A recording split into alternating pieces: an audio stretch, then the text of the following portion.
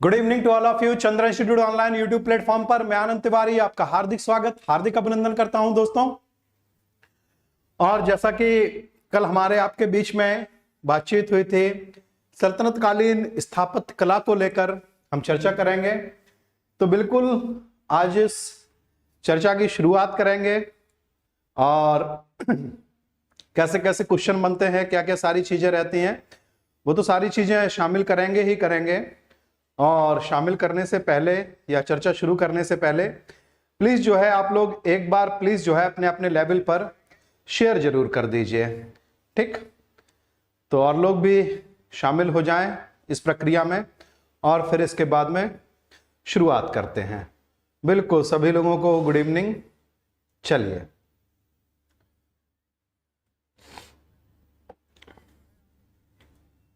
बिल्कुल टाइम से ही आए हैं, थोड़ा सा रेनी डे है, आज पानी बरस रहा है। देखिए, जो आपका सल्तनत कालीन स्थापत्य है, तो सल्तनत कालीन जो स्थापत्य भारत में दिखाई देता है, इसको सम्मिलित रूप से जो विद्वानों ने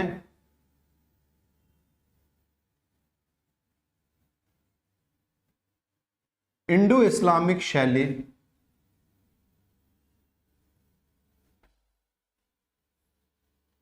कहा है। तो एक चीज तो बड़ी स्पष्ट है कि इंडियन शैली भी है और साथ ही साथ जो है इस्लामिक शैली, और दोनों का जो मिला जुला रूप है यह अभिव्यक्त होता है कहां पर? सल्तनत कालीन इमारतों में या सल्तनत कालीन स्थापत्य में। और ऐसा होना स्वाभाविक भी है, क्योंकि जब भी सांस्कृतिक सम्मिश्रण होता है तो कोई एक अच्छा संश्लेषण निकलकर आता है।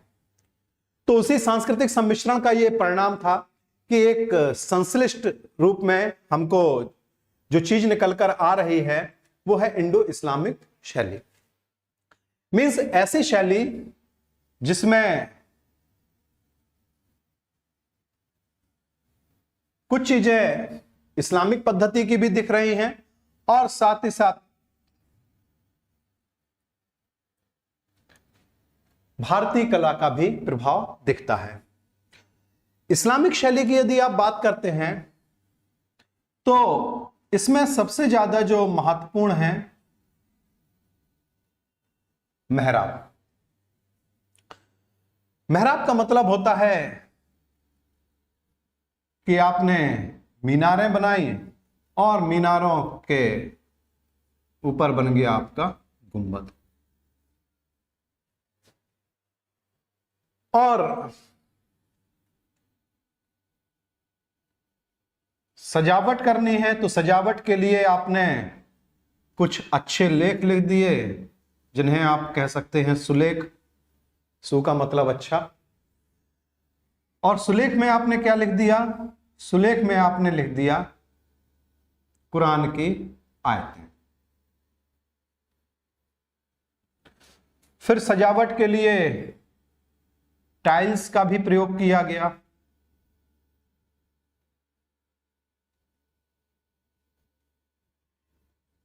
और ज्यामितीय अलंकरण यह भी दिखाई देता है कि कहीं पे वृत्त है, त्रिभुज है, चतुर्भुज है, ये सारी की सारी चीजें आपने बना दी। तो ये आपका चला आ रहा था इस्लामिक शैली में। और इंडियन शैली में क्या चला आ रहा था?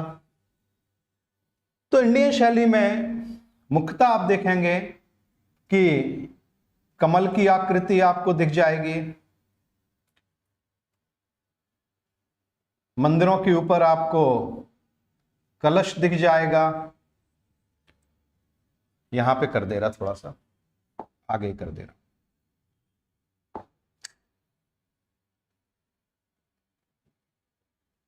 कॉमा लगा दे रहा।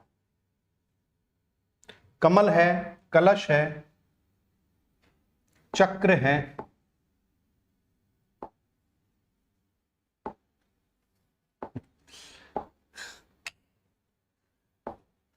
एक्चुअली इसी में पूरा करना चाह रहा था कि ताकि आप लोगों को स्क्रीनशॉट लेने में आसानी हो जाए। यहां पे किए दे रहा हूं, और अर्ध चक्र है।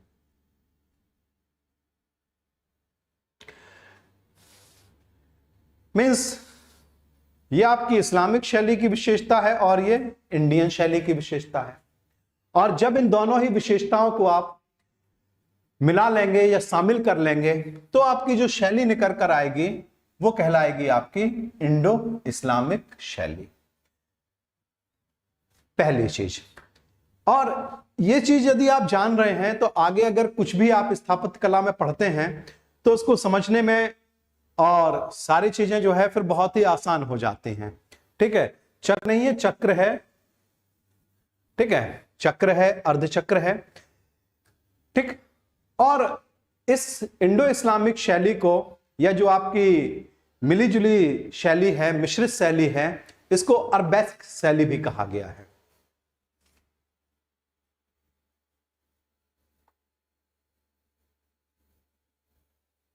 चलिए इसका स्क्रीनशॉट ले लीजिए, फिर आगे बढ़ते हैं। चलिए चलिए आप लोग करंट अफेयर्स के लिए मैंने कहा है तो करंट अफेयर्स तो आपका चलेगा ही चलेगा। सोसाइटी की theosophical society mister tutorial classes, please clear कर दीजिए थियोसॉफिकल सोसाइटी की स्थापना किसने की और इंडियन होम रूल लीग और होम रूल लीग दोनों अलग हैं। आपने होम रूल लीग की स्थापना 1915 लिखवाया है और इंडियन होम रूल लीग की स्थापना 1905। अगर मैंने लिखवाया है तो उसके साथ साथ मैंने सारी व्याख्याएं भी की होंगी। ऐसा तो है नहीं है कि उसके साथ मैंने आपको व्याख्याएं नहीं की हो। ठीक है, तो इसमें कहां कोई डाउट है, सही तो लिखवाया है मैंने। ये चीज सही तो लिखवाई है, क्या इसमें आपको क्या डाउट हो गई? मेरे ख्याल से तो इसमें कोई डाउट ही नहीं है। चलिए आगे बढ़ते हैं। देखिए जो आपका क्लियर किए दे रहा हूं आपको, नहीं तो आप फिर दुखी हो जाएंगे। देखिए जो आपका थियोसॉफिकल सोसाइटी है, थियोसॉफिकल सोसाइटी की स्थापना जो है न्यूयॉर्क में हुई थी और कर्नल अल्कॉट और एक रूसी महिला थी ब्लावेट्स्की, उन लोगों ने स्थापना की थी और आगे चल के इससे एनी बेसेंट जुड़ गई। तो इसमें कहां कोई डाउट है? 1875 में स्थापना हो रही है, 1893 में एनी बेसेंट न्यूयॉर्क जाती हैं, शिकागो जाती हैं विश्व धर्म सम्मेलन में शामिल होने के लिए। वहां से इस आइडियोलॉजी से प्रभावित होती हैं और प्रभावित होके 93 में ही ये आ जाती हैं तमिलनाडु में। तूतीकोरन में ये उतरी थी, अड्यार, क्योंकि इनका जो अंतरराष्ट्रीय मुख्यालय था वो वहां पे था। और जो आपका होम रूल लीग आंदोलन है, ठीक है, तो होम रूल लीग आंदोलन आपका अलग है और जो आपका आप कह रहे हैं जो इंडिया होम रूल लीग, वो आपका एक क्रांतिकारी संगठन था। उसकी स्थापना 1905 में हुई थी, श्यामजी कृष्ण वर्मा ने की थी और वो लंदन में की थी। और एक समाजवादी नेता थे हिडमैन, उनसे प्रेरणा लेके उसकी स्थापना की थी और इन्होंने ही लंदन में बनाया था इंडिया हाउस नामक हॉस्टल, जो शीघ्र ही भारतीय क्रांतिकारियों का अड्डा बन गया। तो ये 1905 में मैंने सही लिखाया है। तो इसमें क्लियर क्या करनी है मुझे ये नहीं समझ में आ रहा है।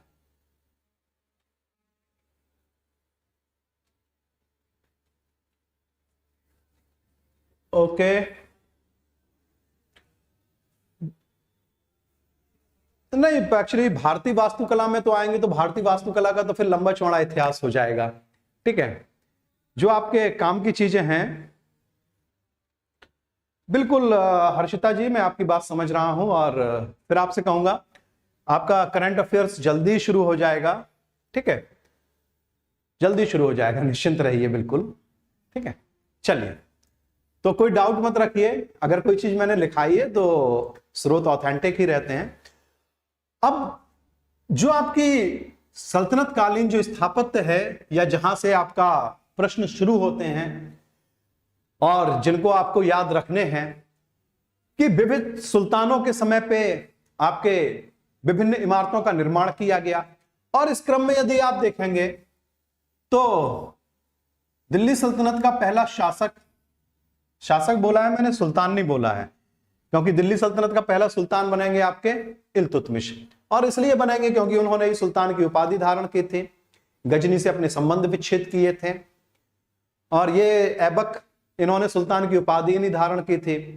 मोहम्मद गोरी के भतीजे महमूद की अधीनता में या उनके प्रतिनिधि के रूप में इन्होंने शासन किया था, राजधानी लाहौर को बनाए हुए थे और मलिक और सिपह सालार की उपाधियों तक सीमित थे। ठीक है, तो खैर इनके राजनीतिक इतिहास पे तो नहीं चर्चा कर रहे हैं, चर्चा का हमारा विषय बिंदु अलग है। इनके द्वारा जो आपकी इमारतें बनवाई गई उसमें 3 इमारतें चर्चा का विषय हैं। एक है कुव्वतुल इस्लाम मस्जिद,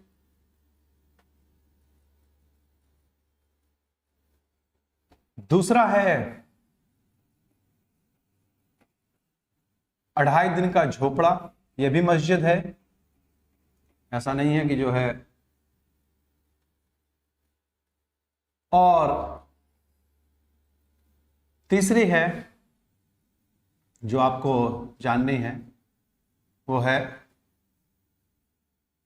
कुतुब मीनार। कि 3 पे आपकी चर्चा केंद्रित है। देखिए, कुतुब मीनार के बारे में तो सभी लोग जानते हैं, ये आपका दिल्ली।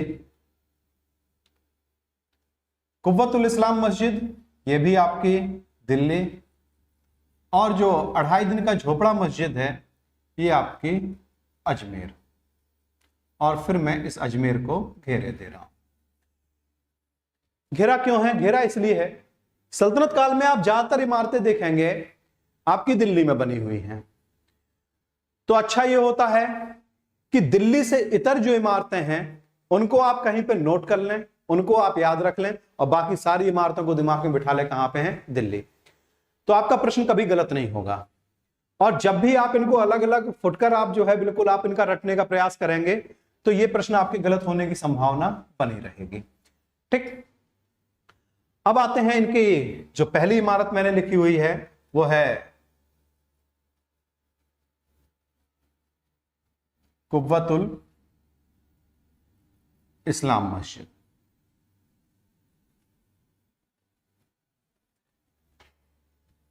तो पहली चीज ये तो क्लियर ही है, कहां पे है, दिल्ली में, कई बार आप लोगों से पूछा गया है।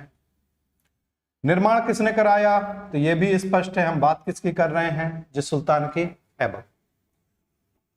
और ऐबक के साथ ही भारत में दिल्ली सल्तनत की स्थापना का मार्ग प्रशस्त हुआ और यह आपकी मस्जिद बन के तैयार हुई। मींस भारत में पहली जो तुर्की मस्जिद है वो आपकी कौन सी है, वो है कुव्वतुल इस्लाम मस्जिद। तो जो आपका संदर्भ रहता है, महत्वपूर्ण संदर्भ, कि ये भारत में पहली तुर्की मस्जिद है।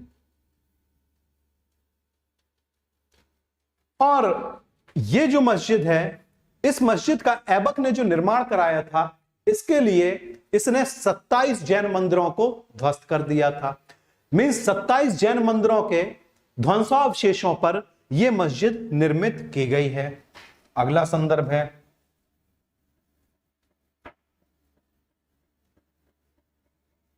सत्ताईस जैन मंदिरों को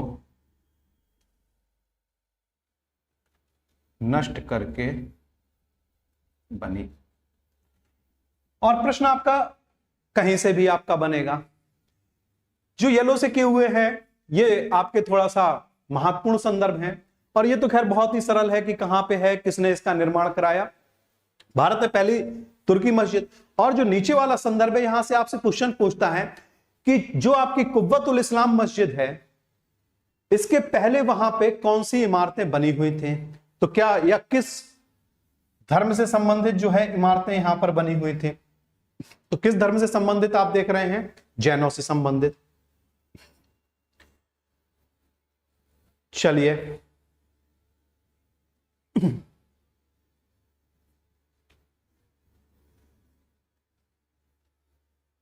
तो पहला तो आपका कुब्बतुल इस्लाम मस्जिद। कुब्बतुल इस्लाम मस्जिद के बाद में स्क्रीनशॉट ले लीजिए आप लोग इसका।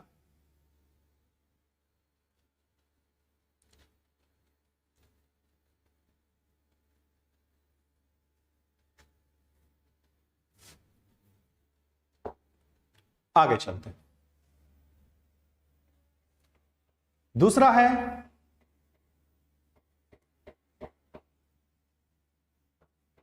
अढ़ाई दिन का झोपड़ा। तो यह भी क्लियर है कि अढ़ाई दिन का झोपड़ा कोई आपका वास स्थल नहीं है, बल्कि ये क्या है? मस्जिद है। निर्माण कौन करा रहे हैं? बिल्कुल स्पष्ट है, ऐबक। और कहां पे इसका निर्माण हो रहा है? अजमेर में। यह महत्वपूर्ण है और नाम से ही स्पष्ट है। अढ़ाई दिन का झोपड़ा मीन्स जो 2.5 दिन में बनके तैयार हो गया हो, तो 2.5 दिन में बनके तैयार होना तो लगभग असंभव है। मीन्स इसका मतलब है कि इसके पहले यहां पे कोई इमारत रही होगी और फिर उसी इमारत में थोड़े बहुत परिवर्तन करके उसको बदल दिया गया हो मस्जिद में। तो ये जो इमारत जिस स्थान पे बनी हुई है, ये पहले जो है एक संस्कृत पाठशाला थी और इस संस्कृत पाठशाला का जो निर्माण कराया गया था वो एक चौहान शासक थे जिनका नाम है विग्रहराज या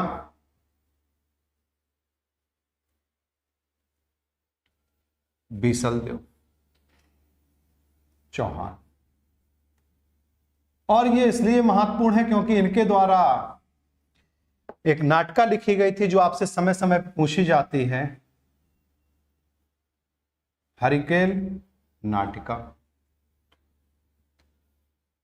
और हरिकेल नाटिका इसी संस्कृत पाठशाला पे लिखी हुई थी और बाद में जब इसको मस्जिद में परिवर्तित किया गया तो हरिकेल नाटिका का कुछ अंश यहां पे अभी भी विद्यमान है। तो जो आपका यहां पे प्रश्न बनता है वो 2 संदर्भों पे विशेष रूप से महत्वपूर्ण है और वो दोनों ही संदर्भ आपके घिरे हुए हैं। आपसे पूछ लेता है कि हरिकेल नाटिका किस मस्जिद पर लिखी हुई है, तो कौन सी मस्जिद हो जाएगी आपकी? कुब्बतुल इस्लाम मस्जिद। हरिकेल नाटिका किसके द्वारा लिखी गई? तो ये तो स्पष्ट ही है, विग्रहराज या बीसलदेव। और ये जो आपका 2.5 दिन का झोपड़ा मस्जिद है, ये आपकी जिस स्थान पे है वो कौन सा है? वो है आपका, वो है अजमेर। ठीक, स्क्रीनशॉट लीजिए इसका। आगे बढ़ते हैं।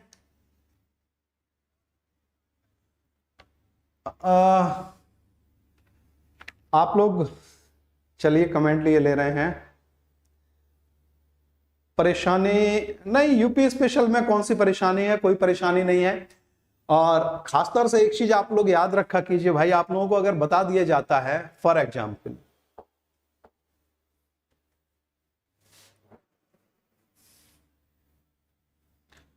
इस तथ्य को थोड़ा सा ध्यान से देखिए प्लीज और इस चीज को समझने की कोशिश भी कीजिए। आप लोग परिपक्व लोग हैं। अगर मैं लिख रहा हूं डेमो क्लास तो आप इस चीज को समझ सकते हैं। और हालांकि डेमो क्लास होने के बावजूद भी कोई भी संदर्भ में अगर उठाता हूं तो उसको मैं पूरा करा देता हूं। और जहां तक बात है आपका किसी स्पेसिफिक आपका पूरा सब्जेक्ट लेके चलने की, तो आप खुद सोचिए कि डेमो क्लास में किसी भी सब्जेक्ट को बिल्कुल थ्योरेटिकली पूरा कराना पॉसिबल है? नहीं पॉसिबल है, ये बात आप लोग भी जानते हैं। क्या किसी भी डेमो क्लास में कहीं पे भी आपको किसी ने कोई सब्जेक्ट पूरा कराया? अगर एक भी एग्जाम्पल आपके पास में हो तो प्लीज जो है मैसेज के थ्रू मुझे बता दीजिए आप।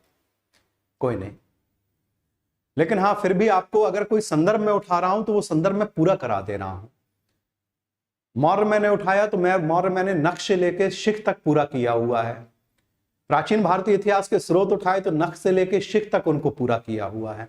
और आज अगर सल्तनत कालीन स्थापत्य उठा रहे हैं तो नक्श से लेके शिख तक उसको पूरा करेंगे। ठीक, तो उस चीज को आप लोग समझ सकते हैं भाई, इतनी तो मैच्योरिटी है आप लोगों के अंदर, ठीक है। और उसके बाद भी यदि आप लोग कहते हैं तो फिर समस्या है, तो समझिए उस चीज को प्लीज।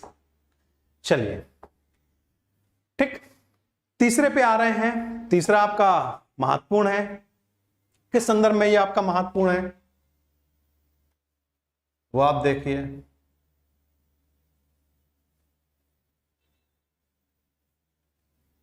और आप लोग क्यों दुखी हो रहे हैं? आप लोग बिल्कुल दुखी मत होइए। अगर आपका यूपी स्पेशल से 3 क्वेश्चन आते हैं तो करंट अफेयर से एटलीस्ट जो है उससे 5 गुने ज्यादा क्वेश्चन आते हैं, कम से कम 15 क्वेश्चन। तो 15 क्वेश्चन वाला तो जो है पूरा ही कराएंगे। तो क्यों आप दुखी हो रहे हैं? बिल्कुल दुखी मत होइए भाई, करंट अफेयर्स आपको पूरा कराया जाएगा, उसमें कोई डेमो एमो नहीं है, ठीक है। तो करंट अफेयर्स को लेके एकदम निश्चिंत रहिए। चलिए आते हैं कुतुब मीनार पे। ये देखिए कुतुब मीनार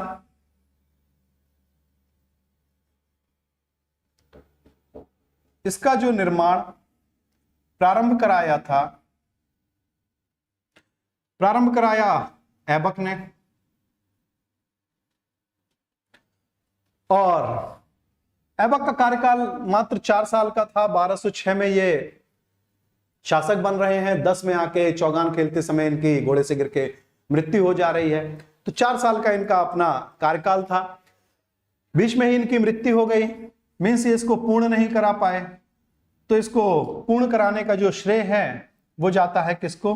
वो जाता है इल्तुतमिश को, जो आपका दिल्ली सल्तनत का पहला सुल्तान है। तो क्वेश्चन को आप एग्जामिनेशन हॉल में थोड़ा ध्यान से आप पढ़िएगा कि अगर आपसे पूछता है प्रारंभ किसने कराया, तो प्रारंभ ऐबक ने कराया। और बहुत संभव है ज्यादातर पूछता है कि पूर्ण किसने कराया, तो पूर्ण कराया था इसको इल्तुतमिश ने। अब इसका जो निर्माण कराया गया, इसका निर्माण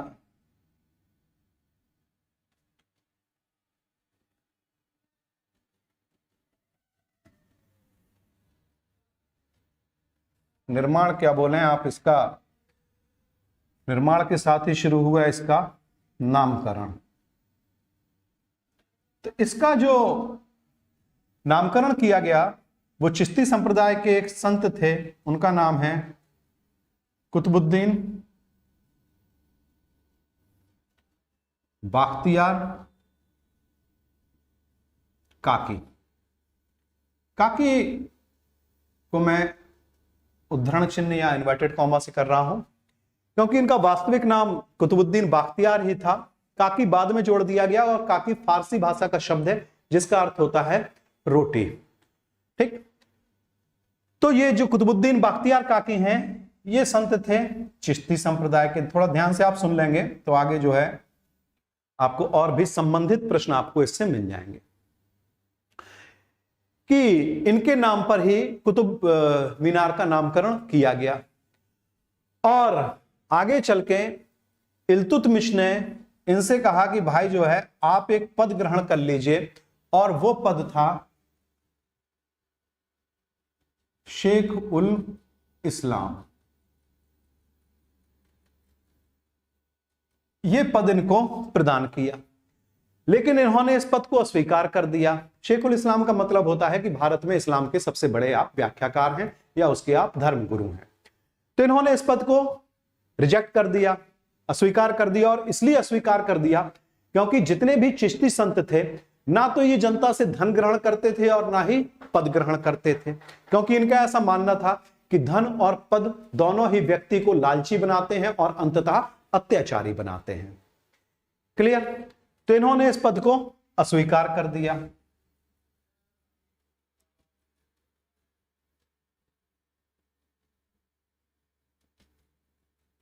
तो आगे चल के ये जो पद दे दिया गया, वो पद दे दिया गया, ये नाम आपको याद रखना है, वो है बहाउद्दीन जकारिया। और ये आपके सोहरावर्दी संत थे, इन्होंने स्वीकार कर लिया। मीन्स यहीं से आप पकड़ सकते हैं चिश्ती और सोहरावर्दी संतों की आइडियोलॉजी कि एक संप्रदाय जो धन और पद दोनों को अस्वीकार कर रहा है वो कौन है? चिश्ती हैं। और एक संप्रदाय या एक सिलसिला जो धन और पद दोनों को स्वीकार कर रहा है वो कौन है? वो है आपके सोहरावर्दी। और प्रश्न भी दोनों बड़े ध्यान से आप देखिए। अगर आपसे क्वेश्चन पूछता है कि किसको ये पद प्रदान किया था और प्रदान करने के बाद किसने अस्वीकार कर दिया था, तो अस्वीकार कर दिया था कुतुबुद्दीन बख्तियार काकी ने। और अगर आपसे कहता है कि किसने इस पद को सुशोभित किया या कौन इस पद पर बैठा, तो बैठे कौन थे? बहाउद्दीन जकारिया। क्लियर है? तो नामकरण किया गया कुतुबुद्दीन बख्तियार काकी के नाम पर। और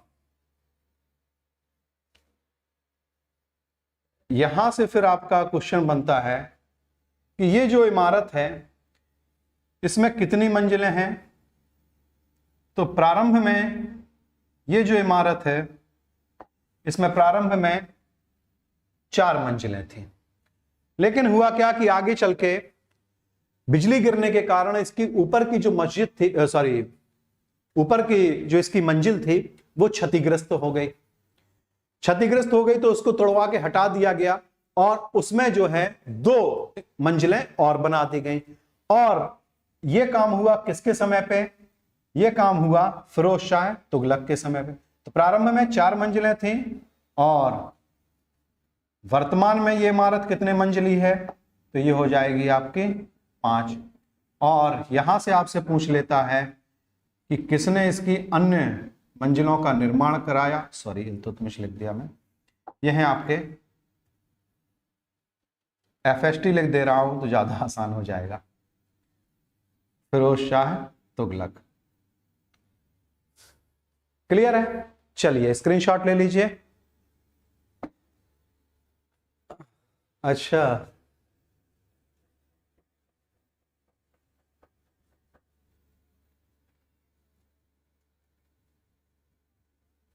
चलिए आगे बढ़ते हैं। स्क्रीनशॉट लीजिए।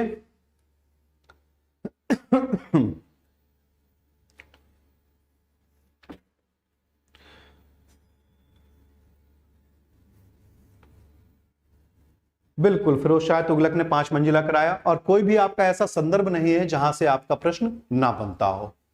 ठीक।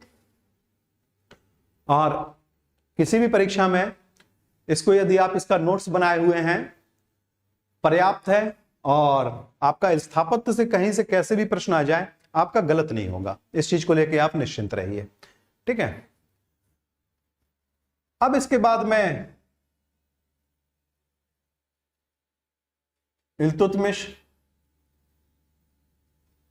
और फिर आपसे कहूंगा कि अगर कोई ऐसी इमारत है आपकी जो दिल्ली से अलग है, बस उसी को आप जो है याद रखने की कोशिश कीजिएगा और बाकी जो है दिमाग में अपने बिठा लीजिए कि वो इमारत आपकी कहां पे है? दिल्ली में है। तो इससे जो है कभी भी आपका ये प्रश्न तो गलत नहीं होगा कि फला आपकी मस्जिद कहां पे है या ये फला स्मारक आपका कहां पे है। कभी गलत होने की आपकी संभावना है ही नहीं, दूर दूर तक कोई संभावना नहीं है। इल्तुतमिश के काल में यदि आप देखें तो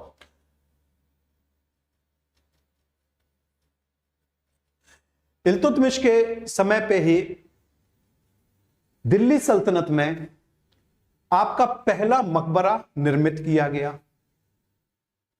मीन्स एक जीवित कब्र। जीवित कब्र का मतलब है कि इल्तुतमिश ने जो मकबरे का निर्माण कराया था वो मकबरे का निर्माण कराया था अपने लिए, लेकिन इसके जीवन काल में ही इसके पुत्र की मृत्यु हो गई। उसका नाम था नासिरुद्दीन महमूद।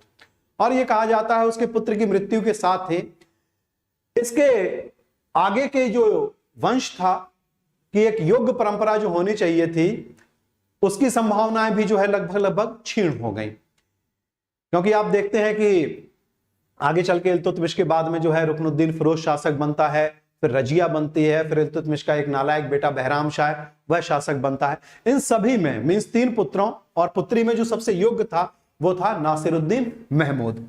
और जीवन काल में ही नासिरुद्दीन महमूद की मृत्यु हो गई। तो जो मकबरा इल्तुतमिश ने अपने लिए बनवाया था उस मकबरे में दफन कर दिया गया नासिरुद्दीन महमूद को। क्लियर? मीन्स जो आपका पहला मकबरा है वो किसका है? ये कहानी आपको केवल इसलिए बताई गई है, वो है नासिरुद्दीन महमूद का मकबरा। कि आपको ये नासिरुद्दीन महमूद का नाम याद रखना है, क्योंकि जब भी यहां से आपका प्रश्न बनता है थोड़ा सा भी, तो पहली चीज तो यही है कि नासिरुद्दीन महमूद का एक मकबरा है, कहां पे है? दिल्ली में। इसका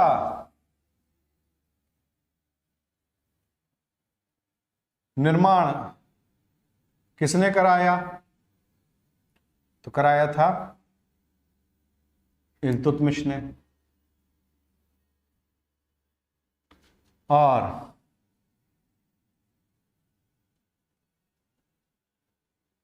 किसके लिए कराया था? तो ये कराया था उसने स्वयं के लिए।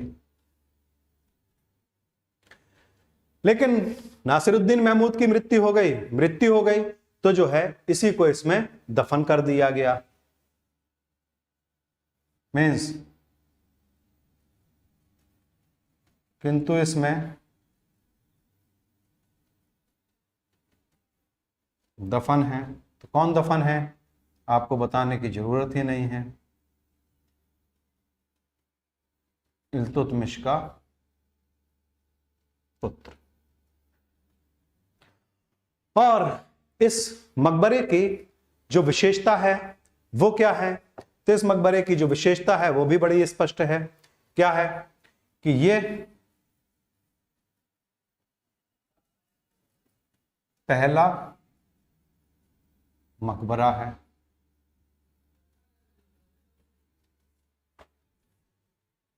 और कौन बनवा रहे हैं? इल्तुतमिश। तो जो आपके प्रश्न हैं वो ऊपर की 3 लाइन से ही आपके सारे प्रश्न हैं कि पहला मकबरा किसका है? सल्तनत काल में निर्मित पहला मकबरा नासिरुद्दीन महमूद का मकबरा। कहां पे है पहला मकबरा? दिल्ली में है। और इस मकबरे का निर्माण किसने कराया? तो इस मकबरे का निर्माण कराने वाला जो शासक है वो है आपका इल्तुतमिश। और इस मकबरे की जो विशेषता है, महत्वपूर्ण विशेषता, और आगे चलकर वो आपका एक मानक भी बन गया, वो ये है कि इस मकबरे में इल्तुतमिश ने ये लिखवाया कि ईश्वर अच्छे कार्य करने वालों को स्वर्ग देने का वादा करता है, कि जो भी अच्छा कार्य करेगा मैं उसको स्वर्ग दूंगा। ये मेरी जो है कमिटमेंट है ईश्वर की। तो आगे चल के इसी को नाम दे दिया गया स्वर्ग का वादा। और आगे चल के आपके स्थापत्य में या कई प्रकार के आपके जो है मकबरे, उसमें इसको एज इट इज लिख दिया गया। तो आपसे क्वेश्चन पूछ लेता है या क्वेश्चन पूछ सकता है कि स्वर्ग का वादा का ये जो आपका एक टैगलाइन आप कह सकते हैं, ठीक, तो इसको सर्वप्रथम कहां पे लिखवाया गया? तो इसको सर्वप्रथम लिखवाया गया था नासिरुद्दीन महमूद के मकबरे में। तो विशेषता ही वही लिखने जा रहा हूं कि क्या लिखा हुआ है इसमें लिखा हुआ है ईश्वर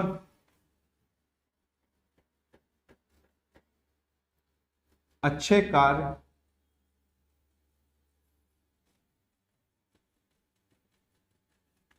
करने वालों को स्वर्ग देने का वादा करता है। और इसी को आगे चल के आप जानते हैं किस रूप में? इसी को आगे चल के आप जानते हैं, यही कहलाता है आपका स्वर्ग का वादा।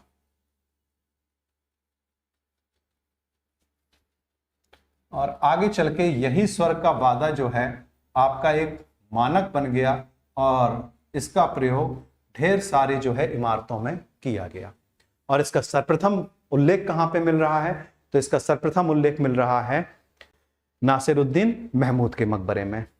ठीक, तो आप इसको एज इट इज नोट कर लीजिए या स्क्रीनशॉट ले लीजिए। ओके विवेक कुमार जी, आपको जस्टिस की कोई खास जरूरत नहीं है अगर मैं खड़ा हुआ हूं। Sir we want justice from Chandra institute. बिल्कुल जो है आप लोगों को जो आपकी ऐप पे क्लास जानी है, हालांकि आज से ही क्लास जानी थी, लेकिन आज मुझे हल्का हल्का फीवर है, तो उसके बावजूद जो है ये हुआ कि नहीं, यूट्यूब पे चूंकि स्टूडेंट वेट करते हैं इसीलिए मैं आ भी गया। और 4 बजे वाली क्लास के भी कुछ स्टूडेंट यहाँ पे जमा होंगे, तो उसमें भी ऐप पे मेरी क्लास आज नहीं गई है, ठीक है। तो इस कारण से आपकी शुरुआत नहीं हो पाई, नहीं तो जो है आज से आपकी बॉर्निंग होनी थी, ठीक है। तो निश्चिंत रहिएगा, आप लोगों को तो पहले मैंने सूचित कर दिया है, ठीक, कि आपकी जो है ऐप पे जो आपका जाना है वो आपका पहुंच जाएगा और बढ़िया से पहुंच जाएगा, ठीक है। चलिए, अगला जो आपका मकबरा है वो है सुल्तान गढ़ी का मकबरा। और जस्टिस मांगने के लिए आपको ये कहने की जरूरत नहीं है कि जो है अगर मैंने कोई बात कही है तो उसका महत्व है भाई। और फिर कहूंगा, कहा है कि अगर आपका करंट अफेयर शुरू होगा, शुरुआत होगी बढ़िया से होगी, निश्चिंत रहिए, ठीक है। और एक एक प्रश्न को लेके चलेंगे और एक एक महीने का करंट अफेयर्स लेके चलेंगे। और इसके पहले भी आपका एग्जाम हुआ था, आरओ का एग्जाम हुआ था, तो उसमें भी आपको लगभग सारे प्रश्न मिले थे, या उस अन्य एग्जाम्स भी में भी मिले थे, तो बिल्कुल उसी प्रकार से लेके चलेंगे, निश्चिंत रहिए भाई। क्यों आप लोग इतना घबराने लगते हैं? हाँ, अब ये मत कहिएगा कि सर जो है मध्यकालीन इतिहास पूरा करा दीजिए, ठीक। तो पहले बता दे रहे हैं डेमो क्लास है, लेकिन हाँ ये मैं संदर्भ पूरा कराऊंगा जो भी उठाया हुआ। सुल्तान गढ़ी का मकबरा, तो पहले तो जो आपका ये सुल्तान गढ़ी जो शब्द है, इसी से आपका क्वेश्चन बन सकता है। सुल्तान गढ़ी जो शब्द है, इसका जो शाब्दिक अर्थ होता है कि इसके शब्दों का यदि आप विश्लेषण करेंगे तो इसका शाब्दिक अर्थ होगा गुफा में रहने वाला सुल्तान। गुफा में तो साधु संत रहते हैं, सुल्तान कहां से पहुंच गए? तो सुल्तान ऐसे पहुंच गए क्योंकि दिल्ली सल्तनत के जो पहले सुल्तान थे इल्तुतमिश, की ये इच्छा थी कि मरने के बाद जो है मुझे एक गुफानुमा कब्र में दफनाया जाए।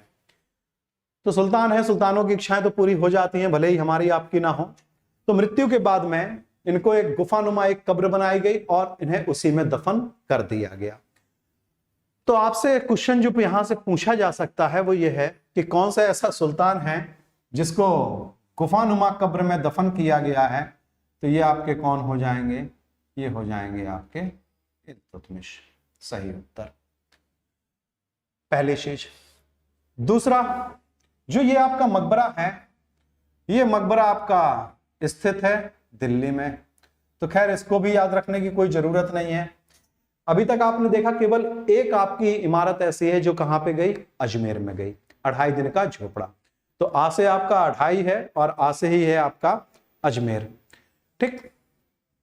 तो केवल आपको अभी तक अजमेर ही याद रखना है, बाकी सारी इमारतें आपकी कहां पे जा रही हैं? दिल्ली में जा रही हैं। तो इनको अभी आपको रटना नहीं है, कम से कम चीजें आप रटिए और ज्यादा से ज्यादा चीजों को आप समझिए, वो आपके लिए सबसे अच्छा है। अब इसके बाद में ये जो सुल्तानगढ़ी का मकबरा है दिल्ली में स्थित है, और इस मकबरे में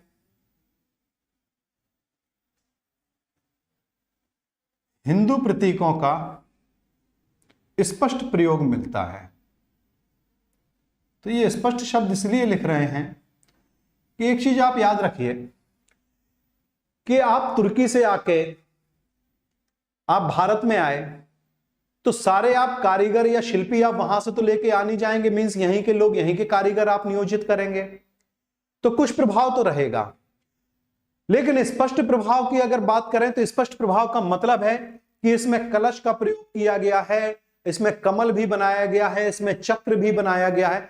तो इस प्रकार के जो प्रतीक हैं ये विशुद्ध रूप से या एकदम प्योर रूप से आपके संबंधित है किससे? हिंदू रिलीजन से।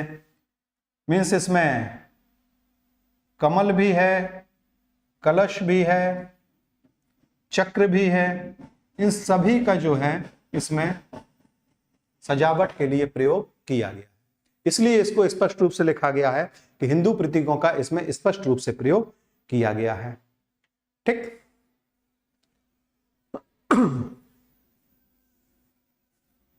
चलिए। हाँ, एक्चुअली जो है आप लोगों का थोड़ा सा उसमें टाइम टेबल में था, इसका स्क्रीनशॉट ले लीजिए। बिल्कुल कल से आप लोगों का ऐप पे पहुंच जाएगा, बिल्कुल निश्चिंत रहिए, आप लोग कहना नहीं पड़ेगा आप लोगों को। और एक प्लान तरीके से ही पहुंचे चीजें तो वो ज्यादा अच्छा होता है। अब इसके बाद में इल्तुतमिश ने,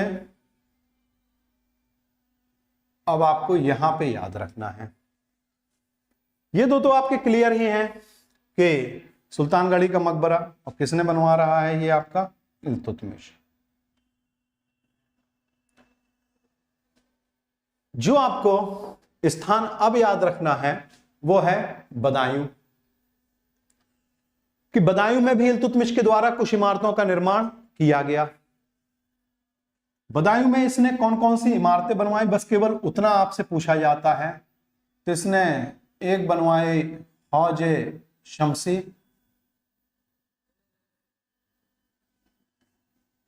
और शमसी ईदगाह,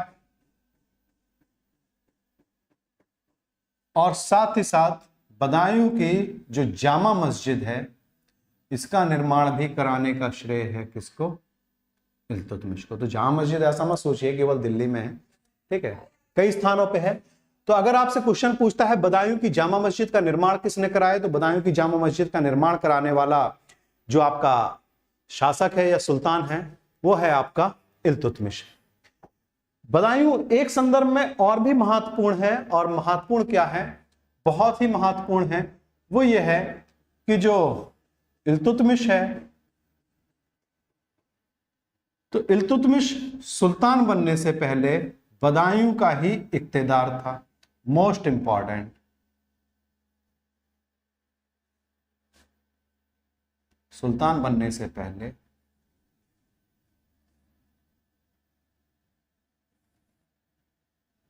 बदायूं का इक्तेदार था। इक्तेदार का मतलब ठीक आप वैसे ही समझ सकते हैं जैसे आप प्राचीन काल में देखते हैं कि उपराजा, जैसे अशोक के लिए कि अशोक राजा बनने से पहले कहां का राज्यपाल था, या उपराजा था, या गवर्नर था, या वायसराय था, अवंती का। तो ठीक वैसे ही जो है इल्तुतमिश। और इतिहास में जो सबसे महत्वपूर्ण चीज होती है वो होती है चीजों को कोरिलेट कराना। इतिहास को यदि आप एक बार रिवीजन में केवल आप तैयार करके पहुंचना चाहते हैं तो उसके लिए सबसे अच्छा होता है कि तुलनात्मक रूप से पढ़ना और तुलनात्मक रूप से पढ़ाना, दोनों चीजें आपकी बढ़िया होती हैं। पूरा अगर आप इतिहास खंगालेंगे, पूरे इतिहास का मतलब है कि एंशिएंट और मिडवल से, कि अगर आपसे जो क्वेश्चन बनते हैं कि कौन राजा बनने से पहले कहां का गवर्नर था या वायसराय था, तो पूरे इतिहास में जो आपके प्रश्न बनेंगे, फिर आपसे कह रहा हूं इतिहास का मतलब एंशिएंट और मिडवल को लेके है, अभी मॉडर्न को लेके नहीं है। तो चार क्या आपको याद रखना है, इन चार के अलावा आपके कभी आपके कोई प्रश्न नहीं बन सकते या बनते, कि कौन कहां का जो है राजा बनने के पहले राज्यपाल था या वायसराय था। एक आप याद रखना होता है आपको अजातशत्रु का, अजातशत्रु जब मगध की गद्दी पे बैठा शासक बना, उससे पहले ये कहां का आपका गवर्नर था या वायसराय था। तो इसके जो पिता थे बिंबिसार, उन्होंने जीता था अंग को, बिहार में ही पड़ेगा, अंगराज कर्ण आपने महाभारत में कई बार सुना होगा। तो अंग आपका जो एक छोटा सा राज्य था बिहार में था, तो उसको बिंबिसार ने जीत लिया था, इसके पिता ने, और जीत के अजातशत्रु को वहां का गवर्नर, वायसराय या उपराजा बना दिया था। तो आपसे यहां से क्वेश्चन पूछता है, पहला। दूसरा वो संदर्भ हम लोग पहले भी डिस्कस कर चुके हैं कि जो अशोक हैं, अशोक राज्यपाल शासक बनने से पहले कहां का गवर्नर या उपराजा था या वायसराय था, तो है आपका अवंती।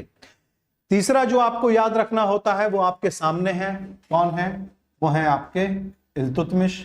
तो स्पष्ट रूप से लिखा हुआ है ये कहाँ के थे, तो ये थे आपके बदायूं के। और चौथा और अंतिम संदर्भ जो आपको केवल याद रखना है वो है आपको अलाउद्दीन खिलजी। और अलाउद्दीन खिलजी कहाँ का आपका था सुल्तान बनने से पहले, वो है आपका कड़ा मानिक।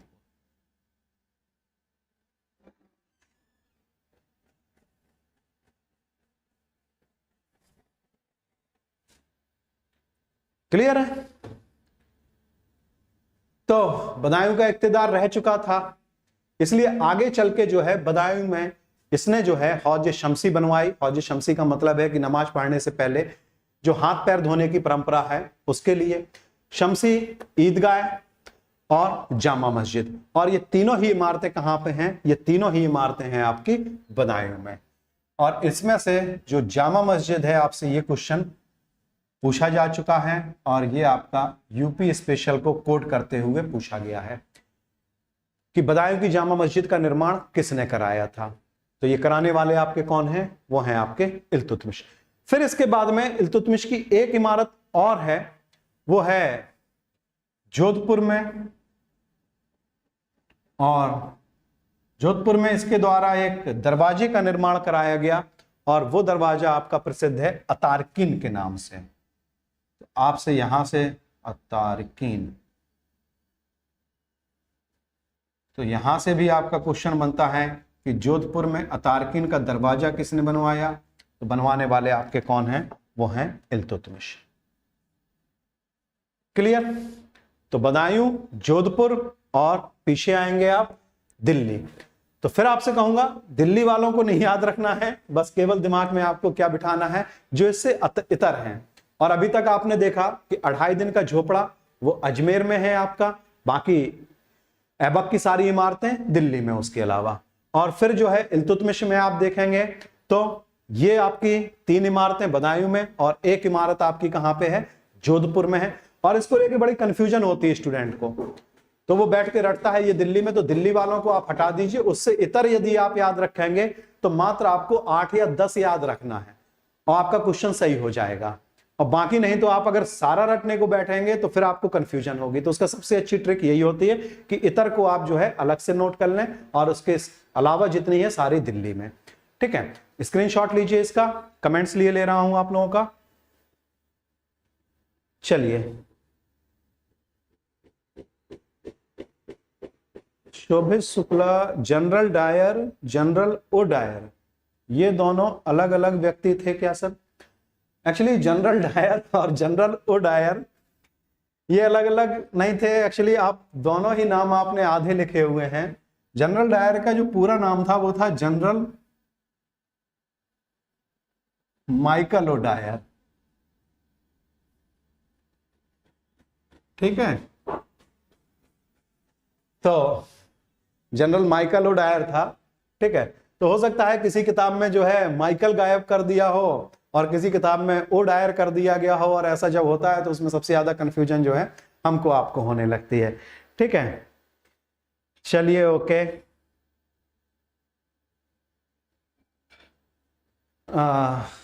नहीं, मकबरा का मतलब ये नहीं है कि कब मरा, मकबरा का मतलब है कि कोई भी कब्र बना दी जाए और उस कब्र के ऊपर जो है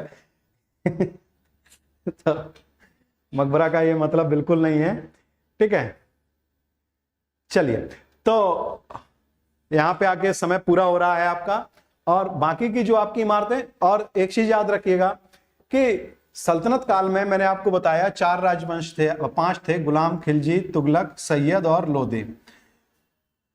जैसे जैसे आप नीचे के क्रम में बढ़ते जाएंगे आप देखेंगे कि यहां पे गुलाम, खिलजी, तुगलक मीन्स सैयद और लोदी का जो स्थापत्य है बहुत ही कम है। यहाँ पे आपके कुछ जो है अष्टभुजाकार, चौकोर मकबरे ऐसे आपके प्रचलन में थे। बाकी शुरुआत के 3 ही आपके बहुत ही महत्वपूर्ण है। हालांकि पूरा तो सबको लेके चलेंगे, ठीक है, स्थापत्य में ऐसा नहीं करेंगे किसी को छोड़ दें। बाकी गुलाम, खिलजी, तुगलक इन्हीं का स्थापत्य मुख्य है और इन्हीं से आपके प्रश्न बनते हैं। ठीक, तो किस प्रकार से आपके प्रश्न बनते हैं वो सारी चीजें मैं डिस्कस करता हुआ चल रहा हूं। ठीक, और उसके इतर भी अगर कोई पॉलिटिकल आपका कुछ संदर्भ है, अब जैसे आपने यहाँ पे जैसे बदायूं का है तो बदायूं का मिलता जुलता संदर्भ था, इसलिए मैंने उसके पॉलिटिकल संदर्भ पे भी चर्चा कर दी। ताकि मैक्सिमम चीजें आपके दिमाग में बैठी रहें और चीजों को जितना आप कोरिलेट करा सकते हैं, जितना आप कंपैरेटिवली पढ़ सकते हैं, उतना ही जो है इतिहास आसान है। आसान क्या, बहुत ही आसान है। नहीं तो फिर रटते रहिए और जो है रटते रटते जो है, ठीक है।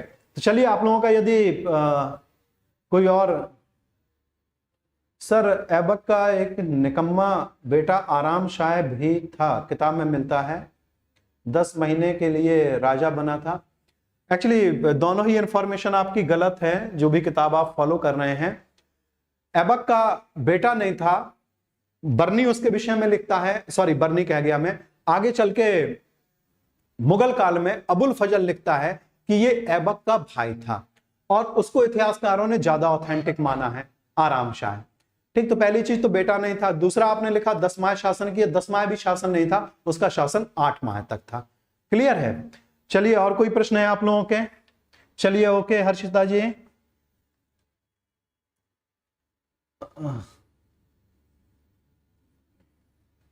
चलिए, और कोई आप लोगों का प्रश्न किसी भी संदर्भ से, कोई भी आपका प्रश्न हो? ओके, राहुल मौर्य जी, सर ऐसे ही रास बिहारी बोस और घोष में कंफ्यूज होते हैं, वो भी बता दीजिए। कुछ नहीं, इसको कंफ्यूजन की कोई बात ही नहीं है। जहां पे भी आप बोस देखें, जान लीजिए ये थोड़ा सा उग्रवाद, ठीक है, या उग्र विचारधारा के, ठीक है।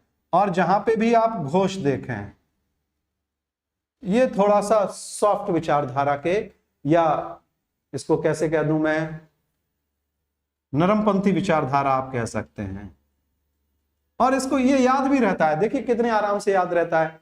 ज्यादातर आप देखेंगे बंगालीज, अगर आप मिठाई की दुकान देखेंगे तो वहां पे आपको घोष स्वीट दिख जाएगी, घोष स्वीट्स, प्रयागराज में भी है, ठीक, घोष दिखाई देगी, बोस स्वीट नहीं दिखाई देगी। तो इससे आप याद रखिएगा, तो आप कंफ्यूजन नहीं रहेगी। तो घोष स्वीट्स आपको दिखेंगे। स्वीट आपकी कैसी होती है? मिठाई मुलायम होती है, मृदु होती है, मीठी होती है, ठीक है।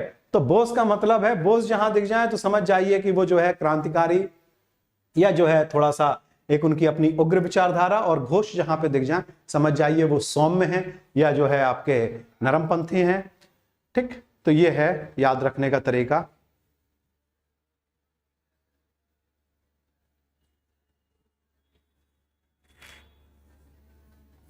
चलिए, और कोई?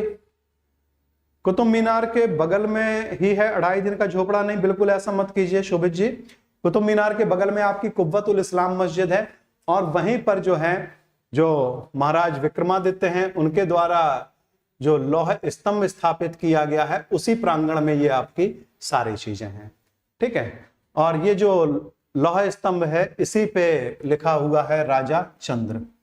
तो जो आपका कुतुब मीनार का जो प्रांगण है, वहां पे आपका एक ये लौह स्तंभ हो गया, दूसरा आपकी कुव्वतुल इस्लाम मस्जिद हो गई, ठीक है, और तीसरी आपकी जो है कुतुब मीनार हो गई, ठीक। चलिए, सर आहत सिक्के की शुरुआत सबसे पहले किसने करवाया था? एक्चुअली आहत सिक्के की शुरुआत जो है किसी शासक विशेष ने नहीं करवाई थी। आहत सिक्कों के विषय में कहा जाता है कि इसको जो है सबसे पहले जो शुरुआत कराई गई थी वो श्रेणियों के द्वारा कराई गई थी। श्रेणियों का मतलब होता है कि किसी भी व्यापार में लगे हुए लोगों का अपना जो संगठन होता था। तो इसे जो है आप गिल्ड भी आप कह सकते हैं। जैसे आप अगर यूरोपीय परिप्रेक्ष्य में देखें तो ये गिल्ड भी कहलाती है। तो श्रेणियों का मतलब होता है कि एक ही व्यापार में लगे हुए लोग जब अपने हितों के लिए एक संगठन बना लेते हैं। तो कई प्रकार की आपकी श्रेणियां होती थी, पता पड़ा, कुम्हारों ने अपनी श्रेणी बना ली, लोहारों ने अपनी श्रेणी बना ली। मींस अलग अलग जो शिल्पी होते थे वो अलग अलग अपनी श्रेणियां बना लेते थे, ठीक। तो श्रेणी को कई नामों से जाना जाता था। रामायण महाभारत में भी इसका उल्लेख मिलता है। कुल है, पूग है, निकाय है, संभूत है, ठीक। तो कई नामों से श्रेणियों को जाना जाता था। तो श्रेणियों के द्वारा ही ये सिक्के आपके आहत रजत मुद्राएं जारी की गई थी। और इन मुद्राओं को पंचमार्क मुद्रा भी कहा गया है। और पंचमार्क इसलिए कहा गया है क्योंकि इस पे जो है 5 प्रकार के आपके चिन्ह बनाए गए हैं। तो चिन्ह ही बनाए गए हैं, किसी भी प्रकार के कोई लेख नहीं लिखे गए हैं, लेख नहीं है, ठीक है। और ये जो चिन्ह बनाए गए हैं उसमें ठप्पा मारा गया है, ठप्पा मारा गया है तो उसी के चलते ये जो है आपके चोटिल हो गए हैं या चोट लग गई है, इसलिए इनको जो है आहत कह दिया गया है। और चूंकि ये चांदी के हैं इसलिए इनको रजत कह दिया गया है, और सिक्के हैं तो मुद्रा तो स्वाभाविक रूप से ही है। और बौद्ध साहित्य में इनको कहा गया है करशापण।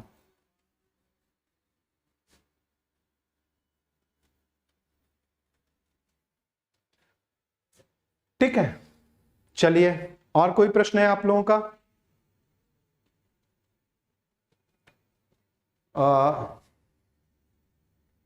पुराण उपनिषद एक्सेट्रा से पूछे जाने वाले क्वेश्चंस को भी क्लियर कर दीजिए। वेद पुराण उपनिषद इत्यादि से ये तो ढेर सारे प्रश्न आपके यहां से बनेंगे। और वेद पुराण उपनिषद मत कहिए आपने शायद गलत लिख दिया। वेद हैं, वेद के बाद आपके ब्राह्मण ग्रंथ हैं, ब्राह्मण ग्रंथों के बाद में आपके आरण्यक लिखे गए हैं। ठीक है, और आरण्यक के बाद में सबसे अंत में लिखे गए उपनिषद, इसलिए उपनिषद को वेदांत कह दिया जाता है। और फिर इसके बाद में जैसे कि आपने लिखा हुआ है पुराण, तो आपके कई कई प्रश्न बनते हैं, वेदों से आपके कई बन जाते हैं। तो पहला तो आपसे यही पूछ लिया जाता है वैदिक साहित्य का सही क्रम क्या है, तो ये मैंने जो लिखा हुआ है क्रम है। फिर आपसे पुराणों से तो कई क्वेश्चन बन जाते हैं, संख्या कितनी है, 18 है, रचयिता कौन है, तो इसके रचयिता लोमहर्ष हैं, उनके पुत्र उग्रश्रावा हैं। 3 पुराणों का विशेष महत्व है, विष्णु पुराण है, वायु पुराण है और मत्स्य पुराण है। तो इसमें विष्णु पुराण से मौर्य वंश के विषय में, मत्स्य पुराण से आंध्र सातवाहन वंश के विषय में और वायु पुराण से गुप्त वंश के विषय में जानकारी मिलती है। वेदों से तो कई आपके 4 वेद हैं, तो चारों वेदों में आपके ऋग्वेद, यजुर्वेद, सामवेद और अथर्ववेद, इनसे कई आपके प्रश्न बन जाते हैं। कई प्रश्न बनते हैं, बहुत ढेर सारे प्रश्न बनते हैं। आई थिंक जो है वेदों से यदि आप उठा लेंगे तो कम से कम जो है 40 से 50 आपके प्रश्न बन जाते हैं। हालांकि उसके अपने तरीके होते हैं। ब्राह्मण ग्रंथ आपसे पूछ लेता है किस वेद का कौन सा ब्राह्मण ग्रंथ है, ऋग्वेद के अत्रेय, कौशितकी हैं। यजुर्वेद के आपके जो है कई हैं, काठक है, कपिष्ठल है, तैत्रीय है, मैत्रायणी है, बृहदारण्यक है, श्वेताश्वर है, ठीक है, ईश है। सामवेद का आपका छंदोग्य है, केन है। अथर्ववेद का आपका गोपद ब्राह्मण है। ठीक, तो इसी के आपके आरण्यक भी हैं, और जो जिसका आरण्यक है वही लगभग लगभग उसके उपनिषद हैं। तो ढेर सारे इसमें आपके संदर्भ हैं, किसी एक का तो नहीं है। ओके, और कोई प्रश्न आप लोगों का? चलिए,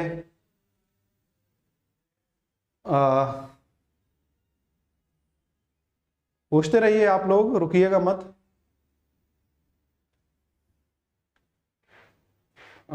अच्छा, ये कोई प्रश्न नहीं है सर, आप पेन क्यों नहीं लेते हैं, हाथ से क्यों लिखते हैं? हाथ से इसलिए लिखते हैं क्योंकि पेन से थोड़ा सा आवाज होती है तो मुझे दिक्कत होती है, इसलिए हाथ से लिख देते हैं, और राइटिंग भी अच्छी बनती है। दूसरा और महत्वपूर्ण कारण यह है। चलिए, और कोई प्रश्न आप लोगों का?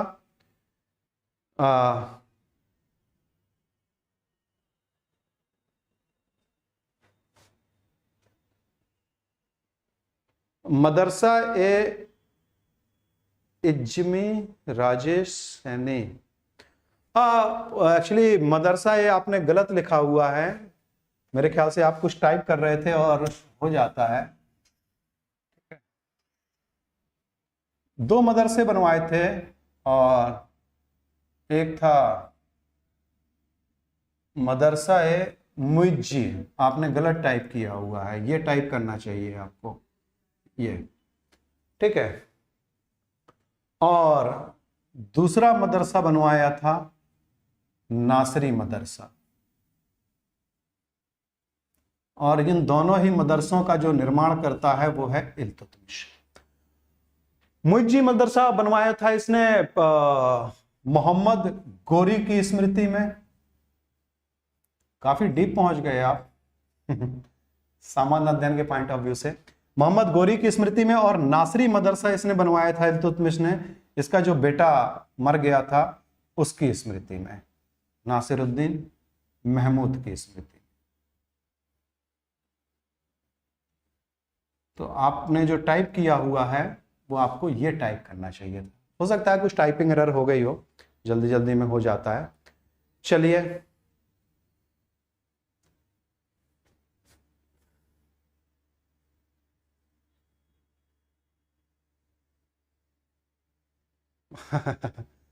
नहीं, आपने क्वेश्चन डिलीट मत कीजिए। रेमलू बनाम भारत सरकार नहीं है, एक्चुअली पोटी श्रीराम उल्लू बनाम भारत सरकार है। और पोटी श्रीराम उल्लू आपके कांग्रेस के ही एक नेता थे, ठीक है। चलिए खैर, आपने डिलीट कर दिया तो इसका मतलब है आप इंटरेस्टेड नहीं है पूछने में। चलिए, भारत पर फर्स्ट मंगोल आक्रमण, एक्चुअली देखिए, मंगोल आक्रमण को लेकर अगर आप जानना चाहते हैं तो मंगोलों का जो आक्रमण हुआ है, ठीक है, तो उसमें नाम मिल जाता है चंगेज खां का, ठीक है। लेकिन सही अर्थों में चंगेज खान ने जो है आक्रमण किया नहीं था। इल्तुतमिश के पास में उसने अपना एक मैसेंजर जो है दूत भेजा था, एक मैसेज उसने करवाया कि भाई मैंने ख्वारिज्म शाह जो ईरान का शासक था, मैंने उसको पराजित कर दिया है और उसका बेटा माकबरनी वो आपसे हेल्प चाहता है, तो प्लीज आप उसकी हेल्प मत कीजिए, नहीं तो जो है फिर मुझे आपसे व्यक्तिगत बात करना पड़ेगी। तो इल्तुतमिश समझदार आदमी था, तो माकबरनी का जो दूत था उसका नाम था आइनुल मुल्क। तो जब वो आया तो उसकी रास्ते में उसने हत्या करवा दी और माकबरनी से कहा विनम्रता पूर्वक कि भाई यहाँ की जो जलवायु है, क्लाइमेट है, वो आपके लिए अच्छी नहीं रहेगी, तो आप जहां है वहीं रहिए, ठीक है। तो इस अर्थ में दूसरा आपका जो संदर्भ है, आपका क्वेश्चन है कि पहली बार जो बहराम शाह था, इसके शासनकाल में मंगोलों ने दिल्ली सल्तनत की सीमाओं में घुस के पहली बार आक्रमण किया और उस मंगोल आक्रमणकारी का नाम था तायर। तो दिल्ली सल्तनत के भीतर पहली बार अगर आक्रमण हुआ है तो वो तायर का हुआ है, और यह आक्रमण आपका हुआ था पंजाब वाले क्षेत्र में, भटिंडा में। क्लियर? फिर तो मंगोलों के ढेर सारे आक्रमण होते रहे और सबसे भयंकर आक्रमण हुए अलाउद्दीन खिलजी के काल में। क्लियर है? वेदांग में निरुक्त क्या होता है? निरुक्त आपका जो है वेदों के, एक्चुअली वेदों को समझने में बड़ी समस्या होती थी। वेदों को समझने में क्या समस्या थी? पीछे आइए आप, अभी आप में से किसी ने पूछा था, मेरे ख्याल से मिटा दिया मैंने। तो पूरा का पूरा जो वैदिक साहित्य था वो बड़ा लेंदी हो गया था, तो किसी एक व्यक्ति के लिए उसको कंठस्थ करना या याद रखना मुश्किल था। तो उसको भली भांति समझने के लिए और आसानी से याद रखने के लिए आपके वेदांगों की रचना की गई, कि वेदों के अंग मान लिए गए, कि उन्होंने कहा कि भाई ज्योतिष है, ज्योतिष से आप बड़ा लंबा देख सकते हैं। तो लगद मुनि ने वेदांग ज्योतिष की रचना कर दी, ज्योतिष को उन्होंने मान लिया आंख, निरुक्त को उन्होंने जो है नाक मान लिया, ठीक है, व्याकरण को उन्होंने मुख मान लिया, तो जो आपके कल्प हैं, कर्मकांड हैं, उनको उन्होंने हाथ मान लिया, छंद को उन्होंने पैर मान लिया। तो ऐसे ऐसे करके उन्होंने वेदों के विभिन्न अंग कर दिए और उसी के आधार पे आपके जो है तमाम ग्रंथ लिख दिए गए। तो जो आपका व्याकरण शास्त्र का सबसे पुराना, सॉरी व्याकरण को मुख माना था, तो यास्क का निरुक्त है। तो जो आपने निरुक्त पूछा है, ये आपका व्याकरण शास्त्र का ग्रंथ है और इसके जो रचयिता है वो है यास्क। क्लियर है? तो इस आधार पे ये आपके बनाए गए थे। और कुछ कमियां भी थी। जो आपका वेदों में जो संस्कृत है वो वैदिक संस्कृत है, और वैदिक संस्कृत में व्याकरणिक नियमों का अभाव है, कि पता पड़ा एक ही शब्द के कई संदर्भ निकल रहे हैं, कई अर्थ निकल रहे हैं।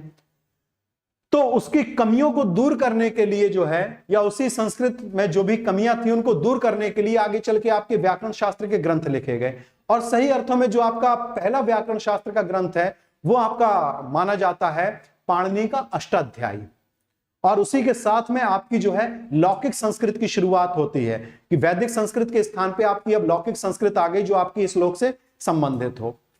उनमें भी कुछ कमियां थी तो उनको कात्यायन ने दूर किया, कात्यायन की कमियों को पतंजलि ने दूर किया, और फिर आगे चल के कालिदास जो संस्कृत लेके आए वो आपकी लौकिक संस्कृत से भी आगे थे, वो आपकी शास्त्रीय संस्कृत थी, इसलिए उसको क्लासिकल संस्कृत बोला गया। ये है। क्लियर है? चलिए, और कोई प्रश्न?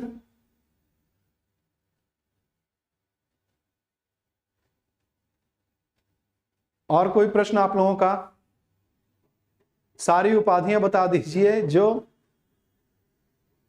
अब राजाओं ने ली थी।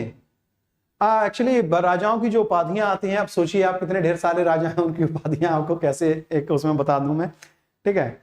चलिए, और कोई प्रश्न आप लोगों का?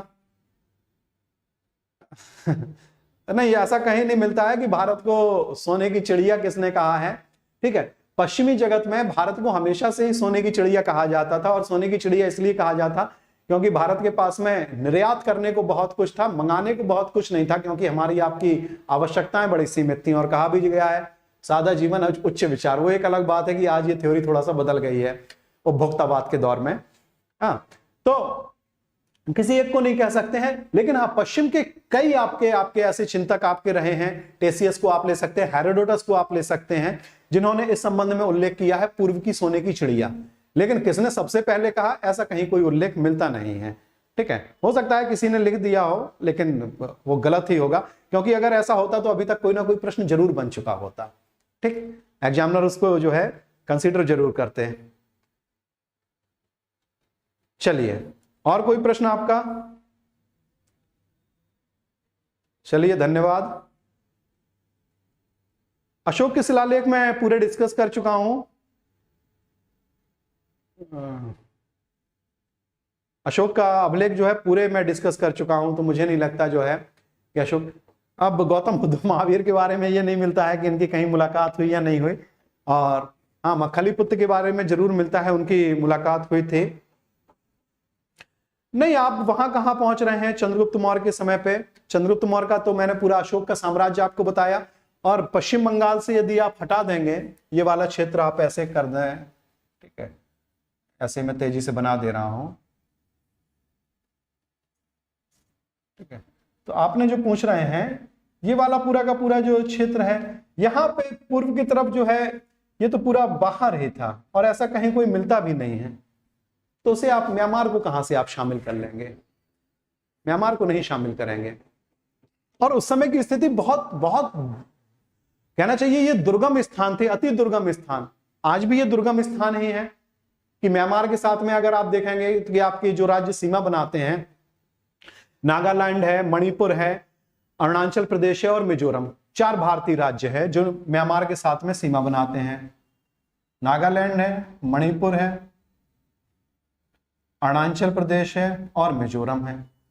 अब ये चारों के चारों राज्य यदि आप देखेंगे, ठीक है, सोचिए आज भी इन राज्यों की स्थिति क्या है, पूरे के पूरे आपके जो है जनजाति बाहुल्य क्षेत्र हैं और दुर्गम क्षेत्र हैं कि वहां पे आसानी से जो है आप जा ही नहीं सकते। सेना का मूवमेंट होना तो बहुत ही मुश्किल बात है।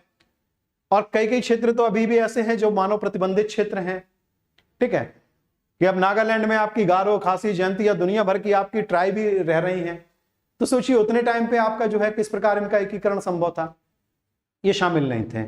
ठीक है, चलिए और कोई प्रश्न आपका? चलिए, मुझे लग रहा आप लोगों के प्रश्न, चलिए धन्यवाद। और सल्तनत काल का वास्तविक शासक कौन था? सल्तनत काल का वास्तविक शासक, वास्तविक संस्थापक आपको पूछना चाहिए। तो वास्तविक संस्थापक आप इल्तुतमिश को कह सकते हैं। इल्तुतमिश को इसलिए कह सकते हैं, यह आपका अच्छा क्वेश्चन है। इल्तुतमिश को इसलिए कह सकते हैं क्योंकि इल्तुतमिश ने ही सबसे पहले जो है गजनी से संबंध विच्छेद किया, सुल्तान बना। इल्तुतमिश ने मंगोल आक्रमणकारियों से दिल्ली की रक्षा की। अभी आपको चंगेज खां के बारे में बताया। इल्तुतमिश ही आपका पहला शासक है जिसने जो है मुद्रा व्यवस्था के क्षेत्र में प्रयोग किए। चांदी का टंका ला रहा है, तांबे का जीतल ला रहा है। इल्तुतमिश ही आपका पहला ऐसा शासक है जिसने एकता व्यवस्था का सूत्रपात किया। इल्तुतमिश ही आपका पहला ऐसा शासक है जिसने प्रशासन के क्षेत्र में जो है नागरिक प्रशासन और सैन्य प्रशासन इसमें प्रयोग किए। इल्तुतमिश ही आपका पहला ऐसा शासक है जिसने स्थापत्य के क्षेत्र में आपने अभी देखा। तो इतनी ढेर सारी अगर आप उपलब्धियां देखें तो निसंदेह रूप से दिल्ली सल्तनत का वास्तविक संस्थापक आप जिसको कह सकते हैं वो आपके कौन है? इल्तुतमिश हैं। और इसके पहले जो ऐबक थे 4 साल में बेचारा क्या क्या करता, उसके पास तो जो है समय ही नहीं था। ठीक है, तो ये आपका प्रश्न होना चाहिए था। चलिए और कोई प्रश्न आप लोगों का? आज ढंग से आप लोगों के प्रश्न ही लिए ले रहा हूं। चलिए कभी मौका मिलेगा तो आप लोगों से भी जो है प्रश्न ऐसे ही पूछे जाएंगे। अंडमान में भी लोगों को जाने की मनाही है। बिल्कुल, अंडमान में आपकी जो है कई ट्राइब्स ऐसी हैं और इसलिए जो है कभी भी आप देखें तो भारत की सबसे छोटी जनजाति नहीं बताई जाती है। अंडमान में आपके जो है शोपेन है, ओंग है, ठीक है, अंडमानी है, कई आपकी जो है ट्राइब्स हैं, ठीक। तो सबसे छोटी नहीं बताई जाती है क्योंकि वहां पे आपकी आदिवासियों की गणना आप कर ही नहीं सकते भाई, जब आपका जाना ही प्रतिबंधित है तो आप कैसे उसकी गणना कर पाएंगे, ठीक। चलिए, बगदाद के खलीफा सुल्तान को डिग्री देते थे, डिग्री क्या देते थे, मान्यता देते थे, ठीक है। चलिए, और कोई प्रश्न आपका? बता दिया संतोष जी, दिल्ली सल्तनत के पहले सुल्तान आपके इल्तुतमिश ही कहलाएंगे, ऊपर स्पष्ट रूप से लिखा हुआ है, ठीक।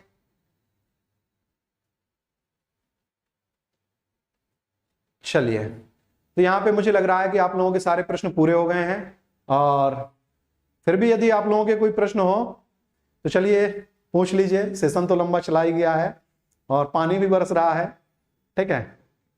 चलिए, बिल्कुल गुड इवनिंग सभी लोगों को। मुझे लग रहा है प्रश्न ही खत्म हो गए आप लोगों के। चलिए, तो अगर आपके कोई भी प्रश्न रहे यहाँ पे, यदि आपको अभी नहीं पूछ पा रहे हैं अगर, या आपको नहीं याद आ रहे हैं, तो बाद में आप YouTube पे जो है कमेंट बॉक्स के थ्रू बुक कैसे याद करें।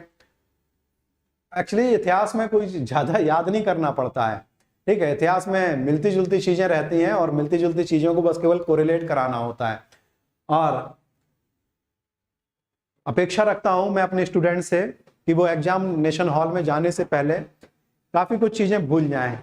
ध्यान से सुनिएगा, सुन के अजीब लगेगा, बिल्कुल सारी चीजें भूल जाएं। और जो स्टूडेंट कहता है कि मैं एग्जाम में जाने से पहले सब भूल जाता हूं, वो सबसे अच्छी स्थिति में होता है। वो बेचारा भूल इसलिए जाता है, उसको ऐसा लगता है कि मैं भूल गया हूं। वो आपका एक कुछ नहीं है, मनोवैज्ञानिक एक फितूर है। वहां पे 4 विकल्प आते हैं तो धीरे धीरे आपको सारी चीजें याद आती हैं, और जब आप अच्छा अध्ययन किए रहते हैं तब फिर आपकी ये मजबूरी हो जाती है, और जो आपका दिमाग है वो तुरंत हर चीज का उत्तर नहीं दे सकता। जैसे कि आपका मोबाइल, गूगल देवता से ही आप एक साथ 4 क्वेश्चन पूछ लेंगे तो मेरे ख्याल से गूगल देवता भी बेचारे अचंभित हो जाएंगे, और हो सकता है कि गूगल देवता थोड़ा सा हाथ बाहर निकाल के फिर आपके गाल पे एक आध थप्पड़ भी रसीद कर दें कि एक साथ 4 कैसे पूछ दे। तो होता क्या है, एग्जामिनेशन हॉल में जाने से पहले जो है आप अपने दिमाग से हर चीज का उत्तर चाहते हैं, इसलिए आपको ऐसा लगता है कि मैं भूल गया।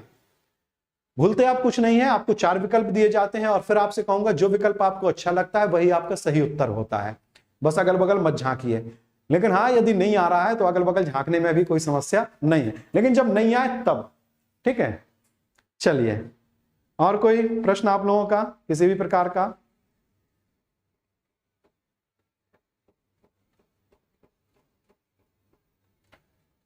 अच्छा, अशोक के लेख के अनुसार कलिंग के युद्ध में उसके कितने सैनिक मारे गए?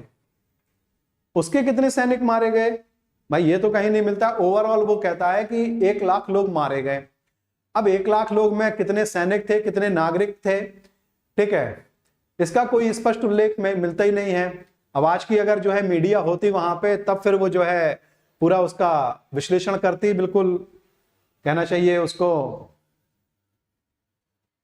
नीर छीर विवेचन।